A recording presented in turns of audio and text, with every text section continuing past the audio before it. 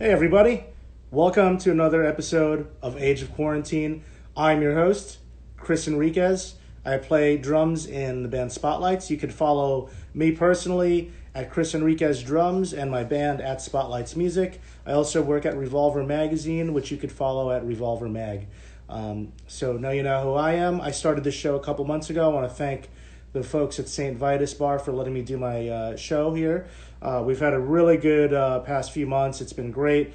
And I am really excited to talk to my guest tonight. We have Arun Bali from Saves the Day, a band that I grew up playing a lot of shows with, and I knew some of the original members and spent a lot of time with them.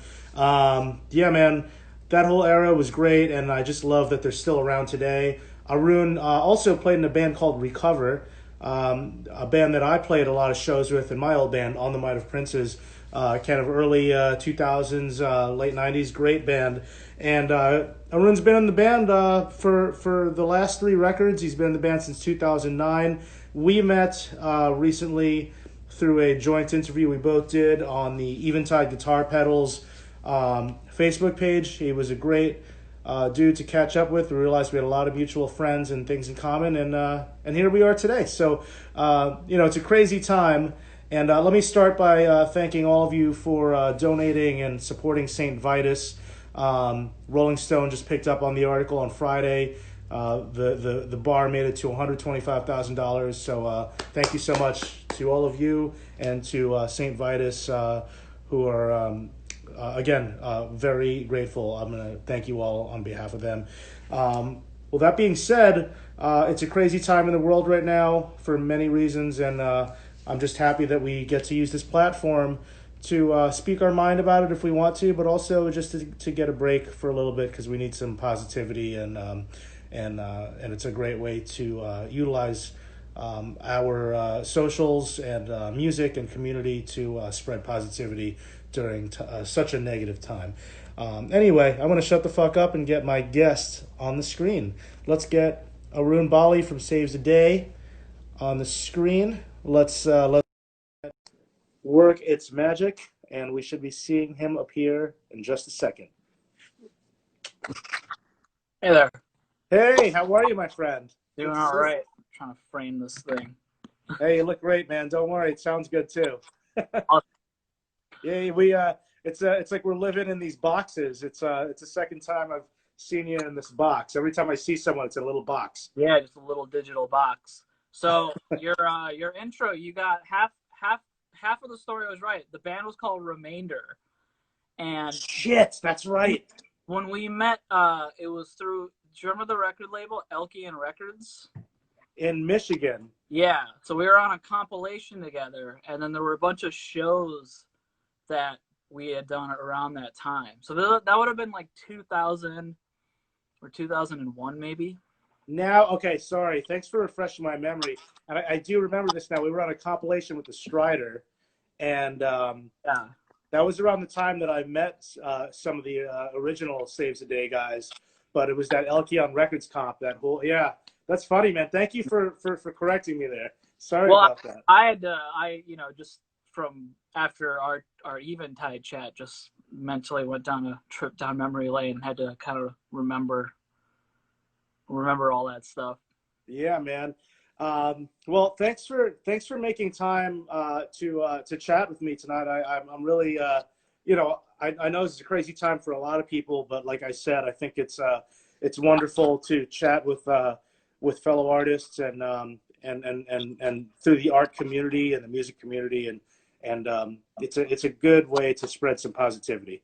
How have you been managing to get through the pandemic these past few months? For me, honestly, I think aside from some of the financial aspects for a lot of people in our industry, the pandemic itself and being at home and quarantined actually hasn't been that bad for me. There have been some unintended consequences that have been really good just in terms of my personal life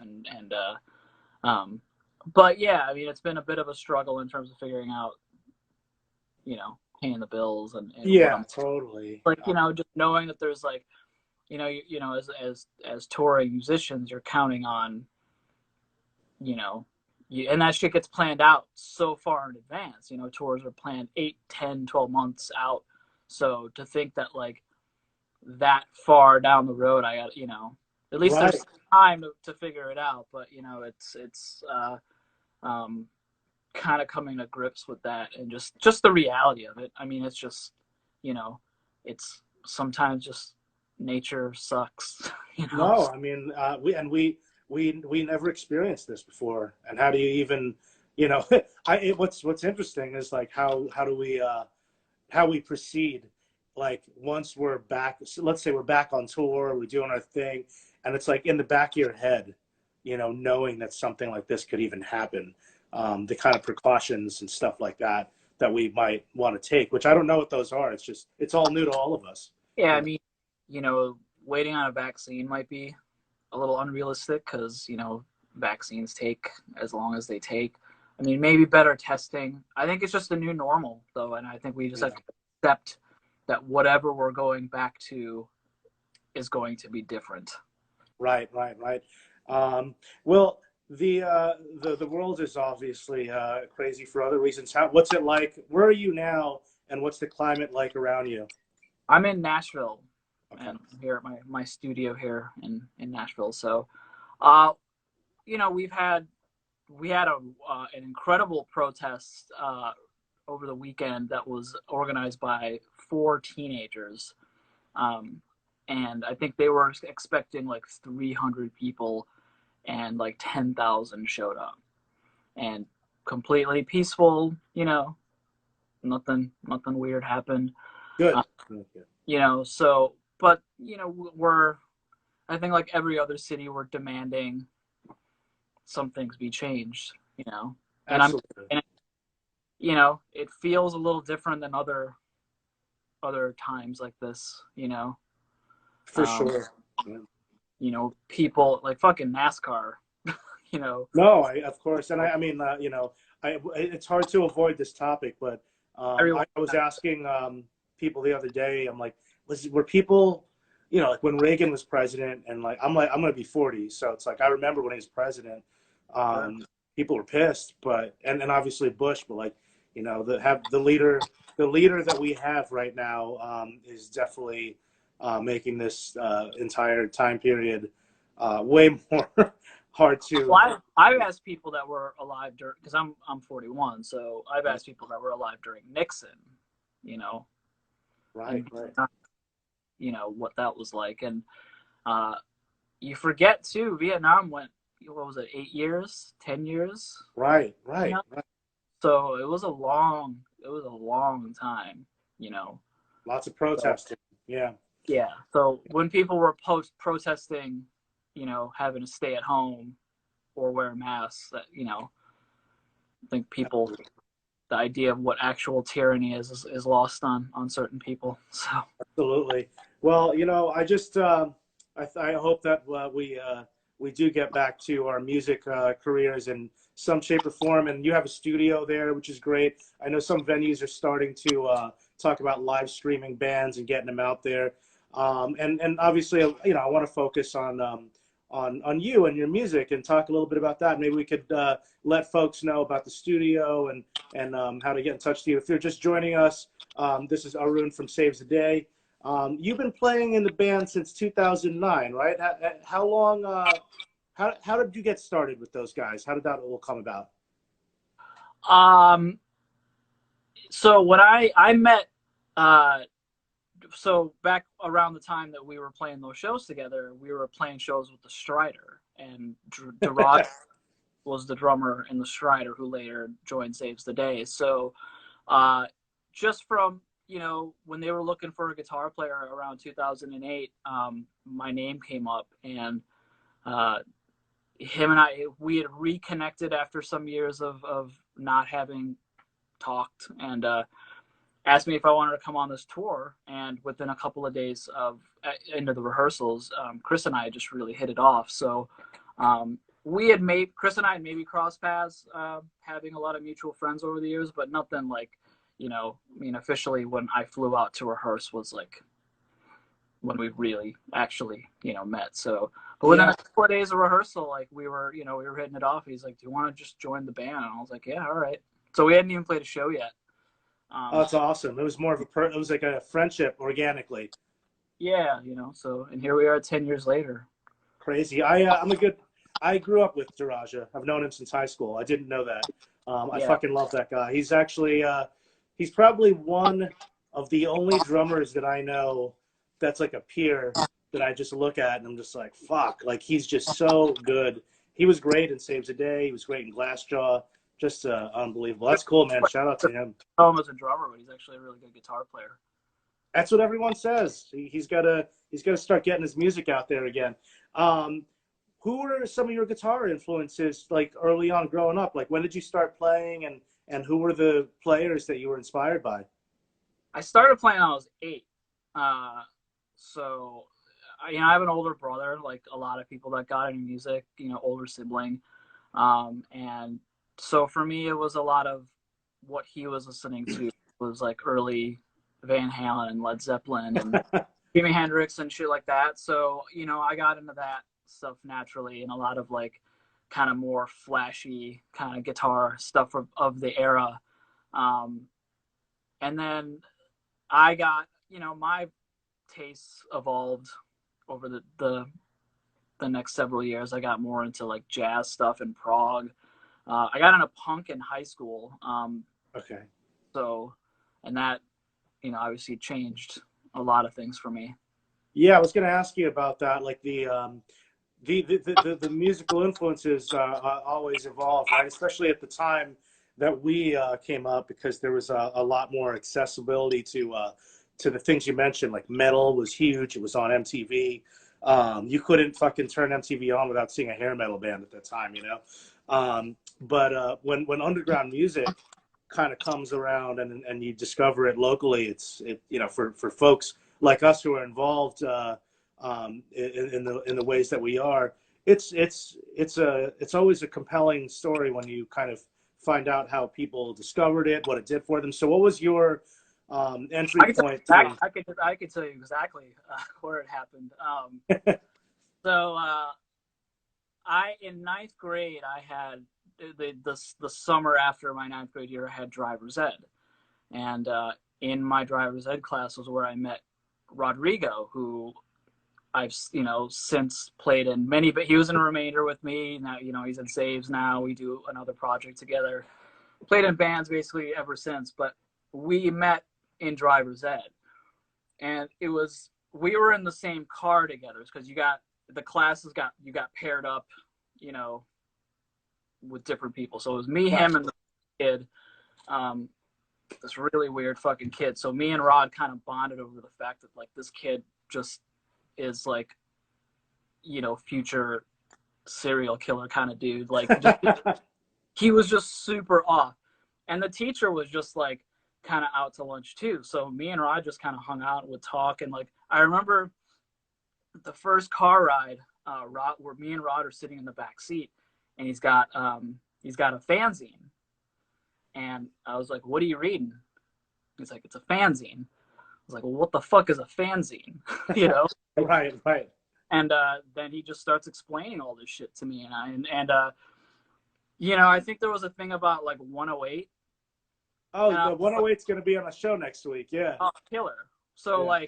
but being Indian, I was like, why are all these fucking white kids dressed up like Hare Krishnas? Yo, that was some wild shit, man.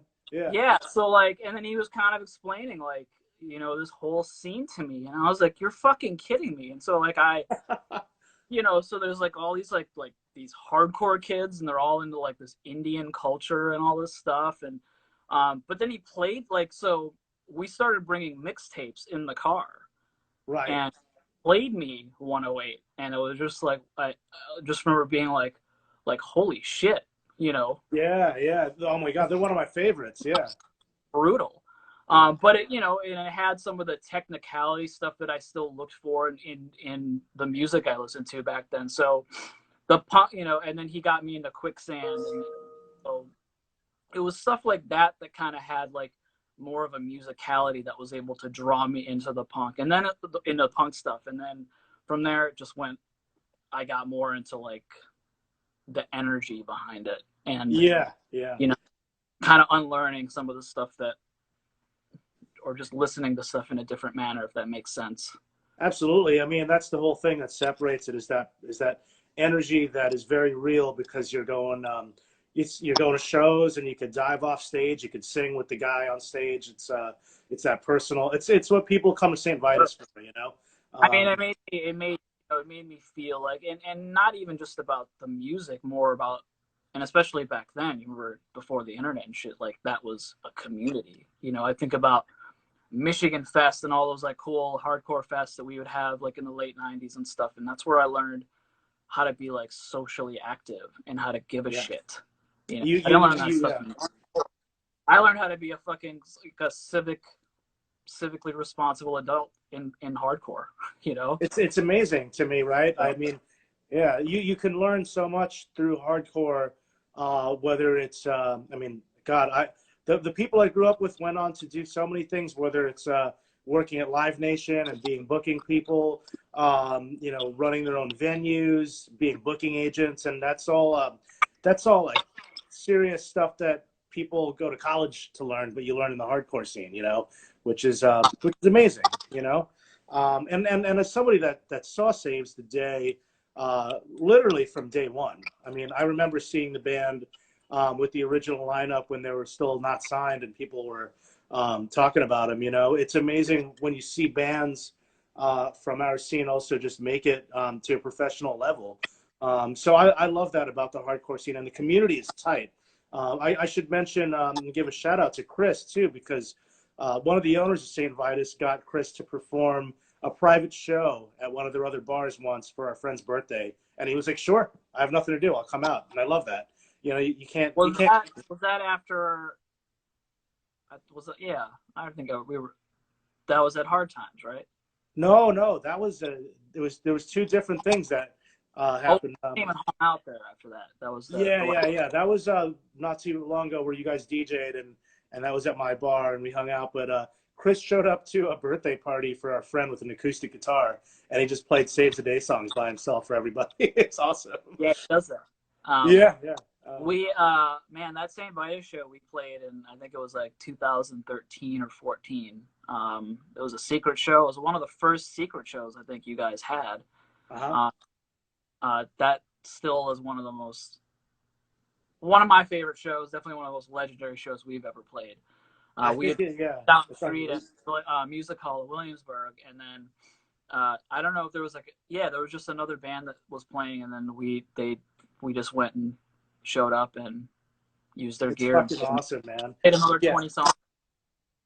Yeah, people were stoked. That's on YouTube. If anyone watching wants to check it out, there's some footage of that. Yeah, that's cool.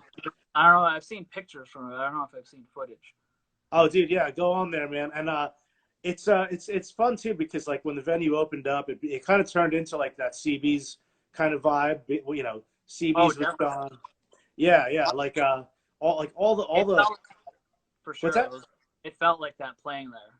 Yeah, hell yeah. I mean, it started with the Descendants doing something similar to what you did, and they kind of started that trend, and then it just spiraled. It's like every big band that wanted to kind of get back in touch with their roots wanted to do a secret show at St. Vitus. So I'm so stoked that Saves the Day did that. What were your other favorite punk bands and underground bands, and what were kind of like the venues that you would go to back in the day that were like your CBGBs? So like after, getting into like the post-hardcore stuff, that kind of took me into like, I got into like DC and like math rock stuff, a lot of Discord and then other stuff like Touch and Go stuff. Mm-hmm. Yeah. To like other realms of like indie that, I didn't know existed. So it was just kind of my gateway into like how to like be resourceful and find this stuff, or you ask somebody like, hey, maybe you check this out, and like, or just you're looking through like distro catalogs and like you read a description and you're like, oh shit, I'll try that. Oh yeah, I remember that. Yeah. Yeah. So again, this was all before the internet, so you couldn't just go and click on something and check it out. Yeah. No, absolutely. And but then go ahead. No, I was gonna say, were you a fan of Saves the Day before you joined? So they were playing a lot of shows with like I was really good friends with like they were doing like the Vagrant tours with like Alkaline Trio and Derek Grant was before he was in the trio played in Remainder with me and Rodrigo. No shit. And then I'm friends with the Hot Rod Circuit dude. So I was familiar with Saves as they were playing these shows together, and then obviously just Saves getting successful on Stay What You Are especially.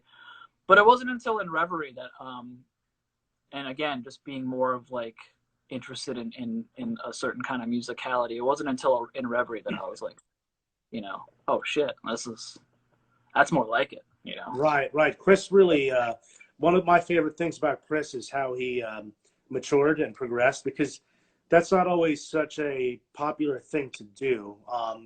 Yeah.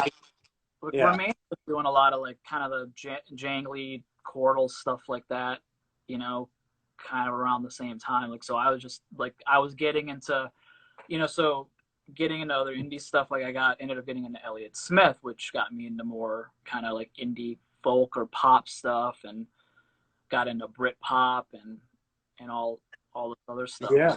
In that time, the Cardigans and oh god, yeah, Gran Turismo, dude.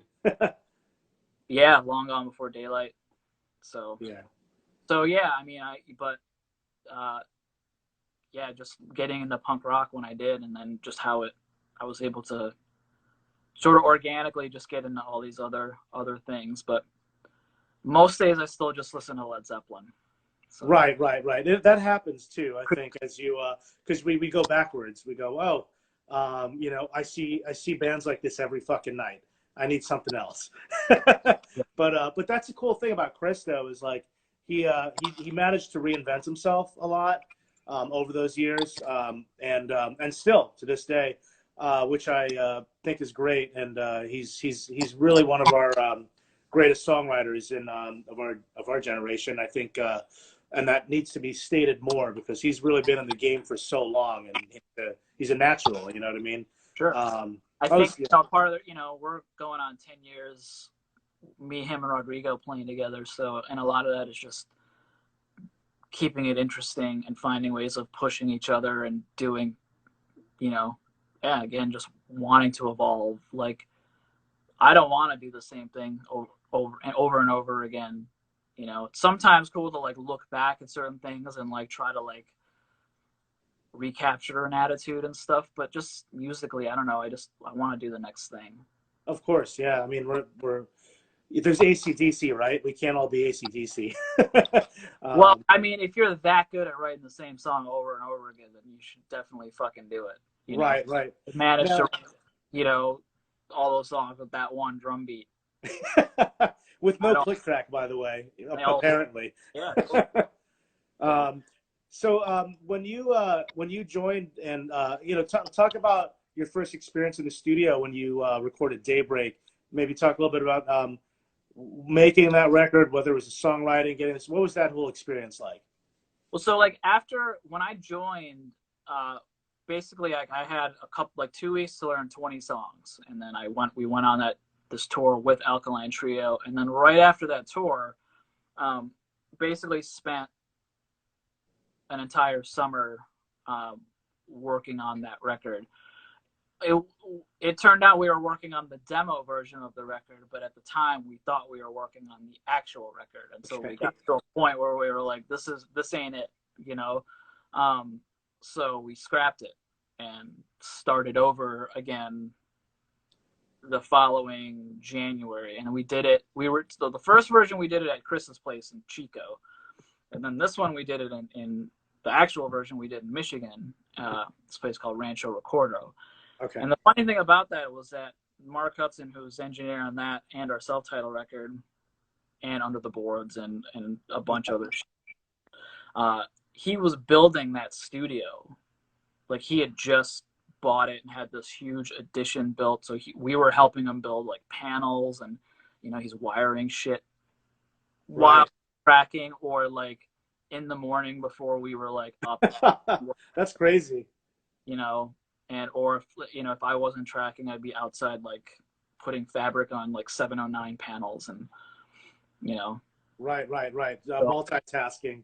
Yeah, so it was very strange making that record. But having done the version that we did before, we felt like we had like a kind of a trial run. Right, that's a serious pre-production experience to have made it thinking, as if you were really making it. I mean, I guess pre-production should be like Has that. Manny of original versions with Manny and Daraja. Dude, Manny is a fucking monster. I'm just gonna say that. Also, that's my favorite rhythm section. I played with Manny last year. I filled in on a band called Beyond, and it was very intimidating to play with him. But I enjoyed my time touring with Manny. We got along, like, even then just when you said his name, I couldn't help but take a dig at him. But like I did enjoy touring with Manny a lot. He's a funny dude. he is a funny dude. He's a monster bass player.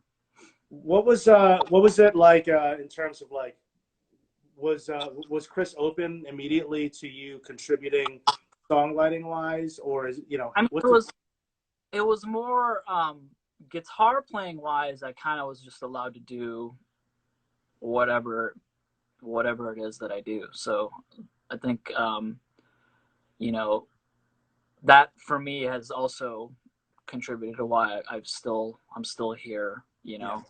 Because I mean I've done other gigs when I've just played what I've needed to play or been told to play and stuff, and that's cool. Like I like that role too, but I think this feeling like a band was kind of what we were all shooting for.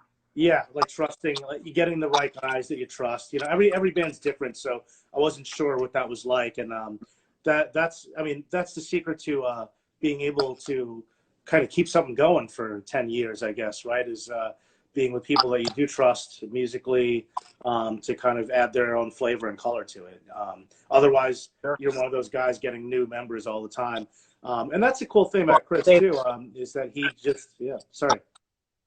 Oh yeah, we've had many members. So Yeah, I was gonna say.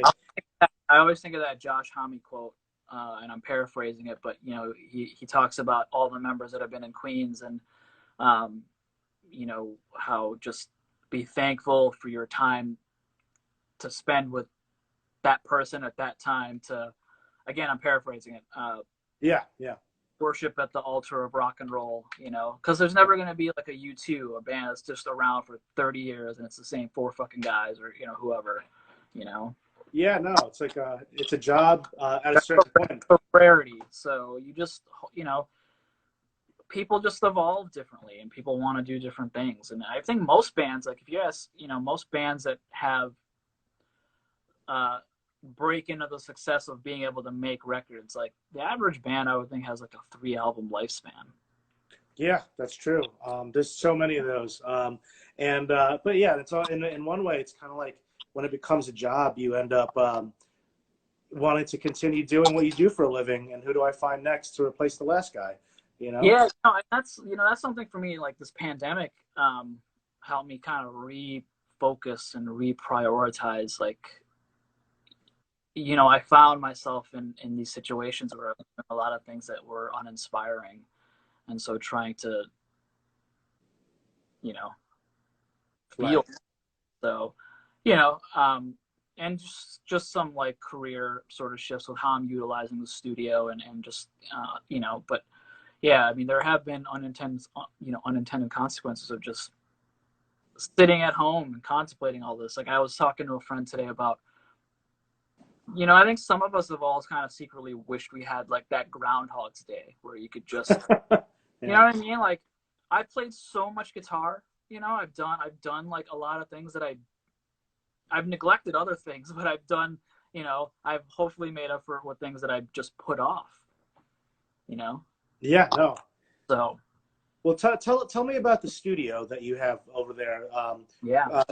When did it start? Tell us about some of the projects that you've done there. So this place, it's in North Nashville, and it's a place that I have with, the band May. Yes. So Dave, the singer-songwriter in May, him and I have been kind of studio partners for several years. We were at another place before, and we basically shared a space together, and we were able to purchase this place. And I so used to love that band, May. Yeah. great fucking band. They Yeah. still, you know, when we got this place, they basically made their record here the same way we did Daybreak, where it was like, you know, there's two rooms. I'm in the smaller of the two, and then there's a larger A room, and they made their record in there while getting wired and, you know, kind of figured out. But funny thing about this room, so this is the original part of the studio. Let's see, there's a live room beyond. Oh, it's a nice studio. Yeah. So, you know, it's a little dark. Yeah, no, it looks great. I dimmed it out just so it wasn't, you know, the lighting. But this is the room that Friends in Low Places was written and demoed in. Okay, wow. So. And how long has it been there? I think since like the 80s or 70s maybe. Wow, okay. It was called something else. It was like Windwalker Studios, and then a family bought it in like around 2008 or 9, and then built this huge addition. It's like a separate studio with a separate entrance, and this room just was storage basically for like years. And so when we got it, I was like, I'm gonna turn this room into like my room. Fuck yeah, dude. And you have a lot of bands coming in and out on a regular basis. Yeah, I you know, it kind of, the work shifts from like producing and mixing to a lot of composing. And right now I'm doing a lot more composing because there's, you know, people aren't really making records. But Right. But I've also found that, you know, sort of I found like my love for composing again. I had been doing a lot of like advertising stuff, and I think that can be a little soul sucking. Right. Yeah. But getting into some more TV and film stuff is probably like what I'll do more of, utilizing this place going forward. Hey man, that's a good option to have, you know, for sure, and definitely where there's more money at. It's also the artistic thing too. Like, you know, I like that film and art is collaborative, the same way that or film and TV is collaborative, the way that bands can be. But I just don't get the artistic satisfaction from doing something that's, you know, branding, you know. Right. Yeah, it's a bit of a different experience there. With this whole situation, have you and Chris and Rodrigo been writing at all or doing stuff remotely? I don't know if you were doing it that way before anyway, so maybe it just gave you more time. We started a Patreon, one of those Patreon pages, and so we're starting to do some shit like that. So there's going to be more, bringing back the Bug Sessions, which was like that B-side thing that we used to do. So we're going to start doing that again, and it'll be a lot of mailing back and forth. And then once it's safe to travel, we'll maybe do something like the venue live stream thing, or right. I think like everybody else, we're just kind of like shooting from the hip. Right. Yeah, it's a tough one. One thing before we get off the studio tip though, which I would imagine is cool, is it's probably very cost effective when it's time to get new material together for you guys, in terms of like, you know, record label budgets and all that. Yada. That's the great thing about this place is I there's nothing that I can't do here. So like I've been writing, you know, I've been doing some songs with Rodrigo and our friend Kaylee Goldsworthy and our friend Ben Hamola, and they're just these like kind of Cardigans, Cocteau Twins type awesome. jam. So, you know, at some point this summer, I think we're gonna hopefully finish some of the stuff we've started with that. And again, and then with Save stuff, we're just waiting on the ability to travel. So, absolutely, but we are starting to send some stuff back and forth and just figure out how to be creative with it. Well, if anybody wants to contact you about the studio, I guess they could just get in touch with you through socials and all that.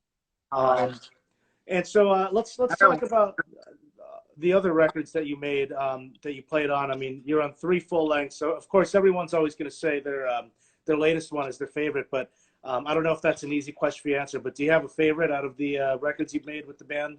Well, I mean, if I said the latest one, I produced and mixed that record too.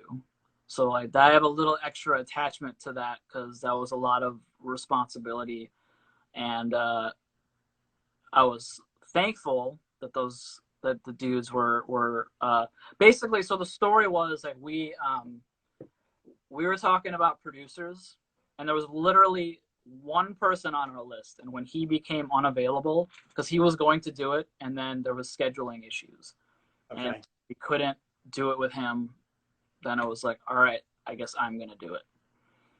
That's a huge thing, man. It's a huge undertaking, and it's amazing that you were able to do that. You know, it had to have felt amazing to be on your third full length and be able to have your hands on it to that level. Yeah, it was. I mean, again, like, I don't know that was something I would, you know, it's a lot of hats to wear. Right. Because you're a member of the band, but you're also like trying to be a mediator. Right. And they're trusting you, and yeah. You know, like, yeah. So it was, you know, it was an experience for sure. You know, and like every record has like the good and bad parts about it. Of course. Every to make, then everyone would fucking make them. You guys, I'm excited having this place to where like whatever I want to record, like it's set up in a way that's like optimal for my capabilities, which is, you know, I have a very specific workflow. Like I don't know that I could walk into any studio and just like make it happen without like an engineer or something. But like in this place that's just set up, it's perfect for my lizard brain. No, it's I mean that's I feel like for a lot of people, it's personalized. It's your place. You know where to go to get things working the way you need it to. Speaking of your guys' records, I know that Through Being Cool was before your time, but you guys did celebrate that, and that was those were some aggressive shows. I wanted to know what it felt like to you know, I watched the show in Philly at Electric Factory on YouTube, and it was really cool to watch people going off like that. The first cool shows were not like that. Like with This Is Hardcore, I was just like, you know, they asked us to do it, and we were just like, yeah, we just like the switch that we can sometimes turn, and like, you know, we'll just put the pedal boards off to the side and, you know, like just plug straight into the Marshall and see what happens, you know. And so that was kind of that was the spirit of that. Whereas the Through Being Cool shows those were more like, and those were incredible, don't get me wrong. This is Hardcore though. That was some, you know, Electric Factory with no barricade. Right, people stage diving. I mean, that had to have been such a weird, like just a weird experience compared to what you guys are used to be around that fucking insanity. I fucking loved it. It was awesome. Yeah, it was awesome to watch, man. I got goosebumps when I watched it. Yeah. Being in that room was just yeah, it was yeah. And that tour, I haven't watched the video yet. I'm kind of afraid to. I try to not do that too much unless I'm like looking for something specific, like usually to hear where I fucked up. But like, you know, like you mentioned like the Vitus thing being up, and I'm like, oh man, I don't want to ruin the memory of it. I mean, that's admirable. That's also, you know, really respectable too. Yeah, a lot of people are like very vain. They like to go watch themselves and and check out the show. In my head, I look way fucking cooler than I probably sometimes. You know, I'm like, oh, it was like, you know. Well, yeah. What was that? What was the tour like though? Because that was a big deal for the fans. You mean the shows like the shows we did with Hot Rod Circus? Yeah. I mean, those were great because we just did, you know, we did 2 East Coast shows, 2 West Coast shows, and just turned them into like week-long celebrations. Like we had pop-up shops that we did, and some cool stuff we did with Mission Chinese Food in Brooklyn. Oh yeah. Yeah, they did a whole menu kind of inspired by us, which was fucking crazy, you know, because that restaurant and Danny Bowen, just total legend. Yeah, huge. Yeah, So that was connected to the venue. Yeah. And he's a good buddy of ours, but just we're also huge fans of his. So like sometimes we're just like, oh man, it's fucking crazy, Right. That's awesome. I was going to ask you too, like, you're talking about hot rod circuit and crazy things like that. Like, let's start with like holy shit moments, because I'm sure you've had more than a few of those holy shit moments since you were in the band.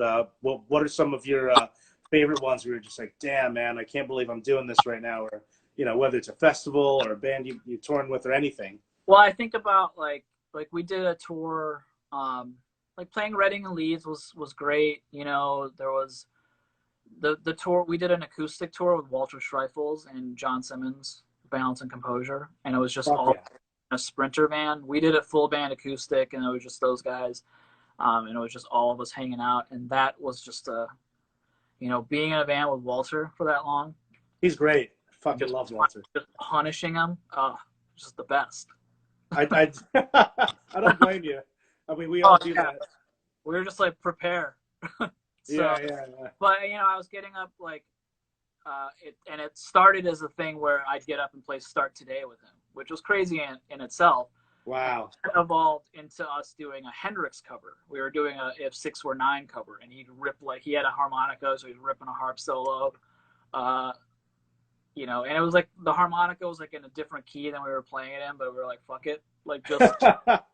Yeah, so that for me, like, that was like definitely like a holy shit moment, thinking about where I started with punk and all this stuff, and it was with him and his music.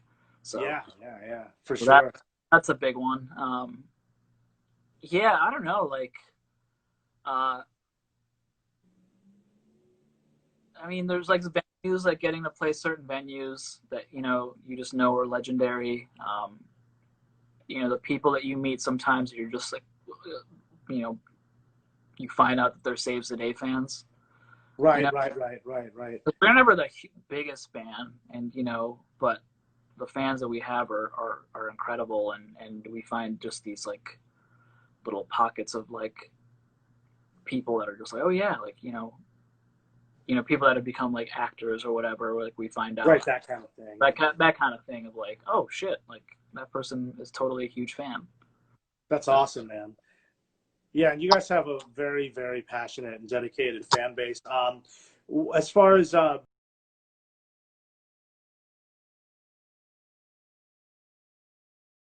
bands that you start talking about bands you've toured with, performed with, who are some of your favorite bands that you've gotten to travel with over the years? Let's see. We, like Bayside, we've always had a lot of fun with. The Yellow Card, brand new in Europe, was pretty special. A lot of the festivals that we get to do, getting to play with like bands like the Descendants. We did the first time we went to Europe after I had joined the band, which had been several years, for the band in general. We did Rose Rock, that festival in Belgium, which was just. Oh yeah, I've done that. That's a fucking crazy one. Yeah. Yeah, and we headlined like the second stage, and we just like had no idea what we were going to expect, and it was packed. It was like 6,000 people. Right. And we flew from there to Berlin to play. Well, we played with the Descendants at Rose Rock, and then we hung out with them in Berlin at this festival, and just getting to hang out backstage, and that's where we became good friends with those guys. And that's got to be surreal. Yeah. It still is, yeah. Like when I was getting into producing and just starting to get into this stuff, Stefan was somebody that I would text and get great advice about. Right, yeah. All those guys. I feel like Bill Stevenson is, I think he produces too. Yeah. Yeah, incredible. Yeah. That's fucking great, man. Those, and they were such a prototype. I always felt like the Descendants, I like, just as far as like Weezer or Green Day or like any of these bands, I just feel like Descendants were that sort of prototype that turned into all that stuff. So that's cool that you got to spend time.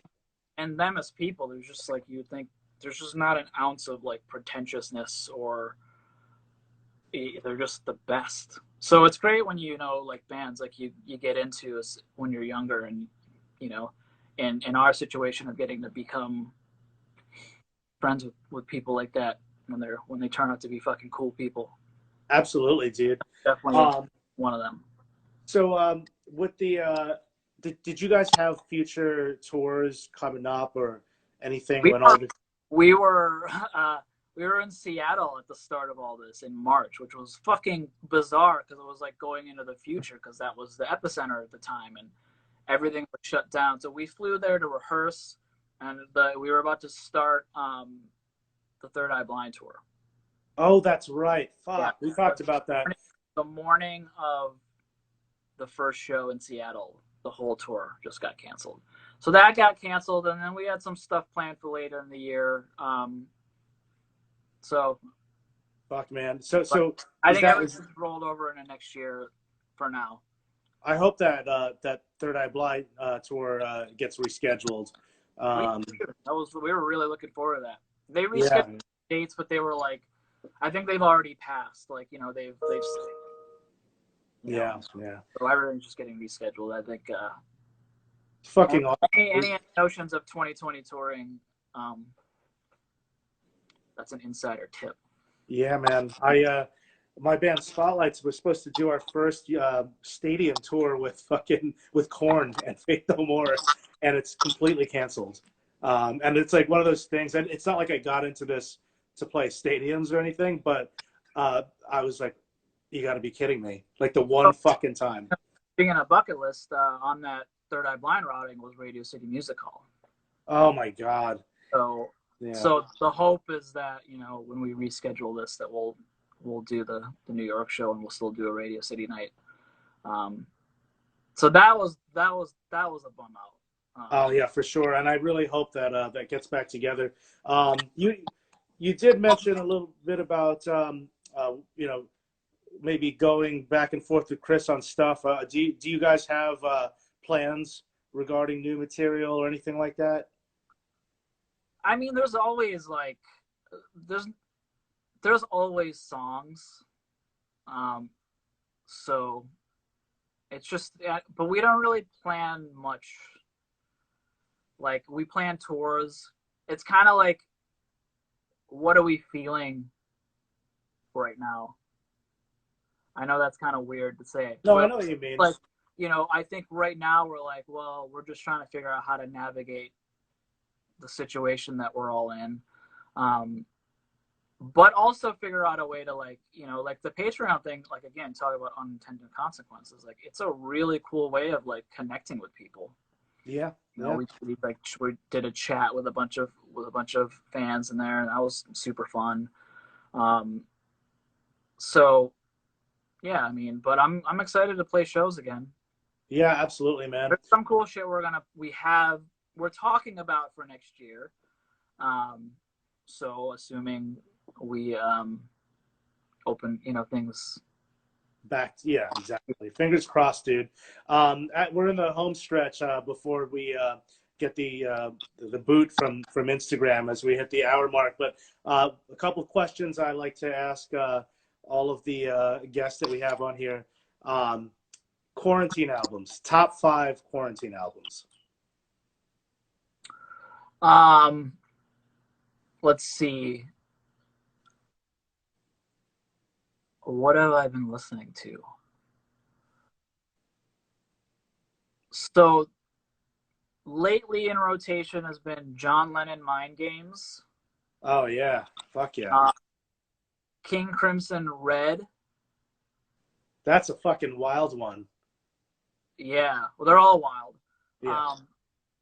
The new Strokes. Okay. Is fucking awesome. I gotta check that out. Yeah. That was the last show I saw before all this. I was in Seattle, and they played in Seattle, so I got to finally see the Strokes. What else have I been listening to at the house? I've been like a lot of like like 60 Chicago blues stuff like Howlin' Wolf and Muddy Waters and Oh yeah. like Yeah. Magic Sam. So I'll just throw a bunch of sick Stuff Chicago is- there. And actually a lot of like Delta blues too. So I've been listening to like Big Bill Bronzy and Robert Johnson. I've been just kind of going down these weird paths of like